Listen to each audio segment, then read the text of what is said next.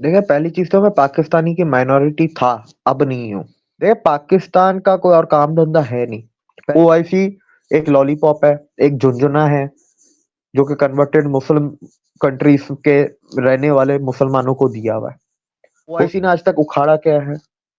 एक चीज बता दें जो उन्होंने पूरी दुनिया में कुछ भी उखाड़ी हो। ओआईसी तो देखे हर 3 महीने हर क्वार्टर में कुछ ना कुछ बोलता ही रहता है। नहीं तो दुनिया में कौन सी मस्जिद है जिसकी दीवार में संस्कृत में श्लोक लिखे हुए होते हैं? मंदिर से थोड़ी दूर पे 5 एकड़ की जमीन दी गई है मस्जिद बनाने के लिए। अयोध्या राम मंदिर के बारे में तो आप बखूबी जानते होंगे। आप भी पाकिस्तान की माइनॉरिटीज में आते हैं।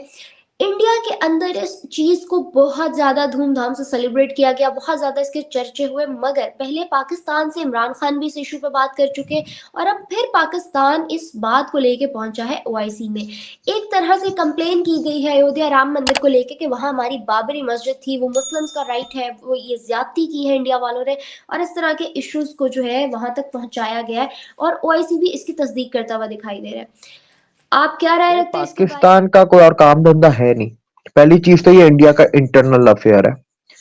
ठीक है, सही या गलत उसको भी साइड पे रख दें। पहले तो इंटरनल अफेयर है पाकिस्तान को, उसके अंदर पाकिस्तान क्या है, दुनिया के किसी भी मुल्क को उसके अंदर नहीं घुसना। एक लीगल चीज, एक स्ट्रक्चर को गिराया गया जिसके ऊपर कोर्ट केस चलता है, जिसमें हिस्टोरियंस हो गए दोनों साइड्स के, दोनों रिलीजियस ग्रुप्स के, जिसमें आपके आर्कियोलॉजिकल सर्वे जो रिपोर्ट्स थी, आपकी जो साइंटिफिक रिपोर्ट्स थी, जब उसके बाद जब खुदाई में जब आपकी चीजें लेकर गई, तो फिर उसके बाद तो बात ही खत्म हो जाती है। नहीं तो दुनिया में कौन सी मस्जिद है जिसकी दीवार में संस्कृत में श्लोक लिखे हुए होते हैं? इसकी दीवार पे तो संस्कृत में श्लोक लिखे हुए थे। वो तो खुदाई करने से पहले ही पता चल गया श्लोक देख के कि भाई ये तो काम खत्म हो गया। वो तो खुदाई तो पर करनी पड़ती, क्योंकि कोर्ट को सबूत चाहिए। तो खुदाई में जब 70 पिलर में लिख लेते, 70 पिलर्स, टेराकोटा की कुछ मूर्तियां थी, मगर पर नाला वगैरह भी उनको मिला था, शिवलिंग भी वहां पर फिर निकला है, तो फिर बात ही खत्म हो जाती है। और अच्छा, फिर उसके बाद कोर्ट का जजमेंट क्या होता है कि 5 एकड़ दिए जाएंगे मस्जिद के लिए। अयोध्या में मंदिर से थोड़ी दूर पे 5 एकड़ की जमीन दी गई है मस्जिद बनाने की। उसकी कमेटी का हेड भी मुस्लिम ही है, जो बीजेपी पार्टी का मेंबर है। और सुनने में यह आ रहा है कि जो वहां पर जो मस्जिद बनेगी उस 5 एकड़ पे, उसको इनॉग्रेट करने के लिए जो काबा के मुफ्ती हैं वो आएंगे। तो फिर बात ही खत्म हो जाती है।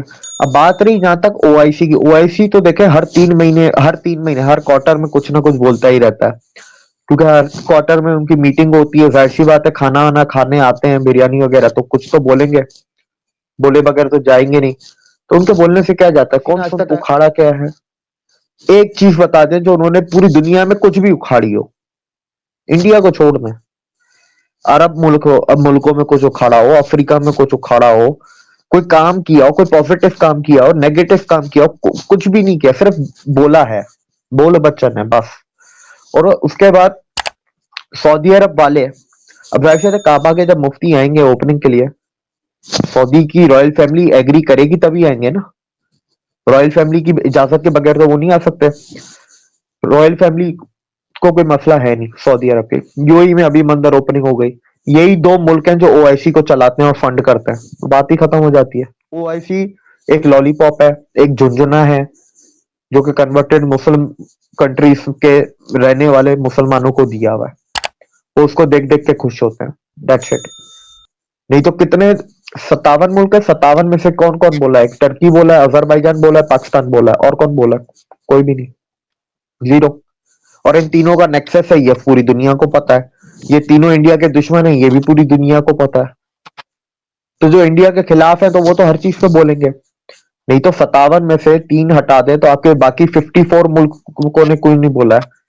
Specially the most powerful countries जो गल्फ की हैं, and more importantly the custodian of 2 holy mosque, Saudi Arabia, उसने क्यों नहीं कुछ बोला? तो ये उस बात की कोई ना बेसिस है, ना सर है, ना पैर है इस बात का।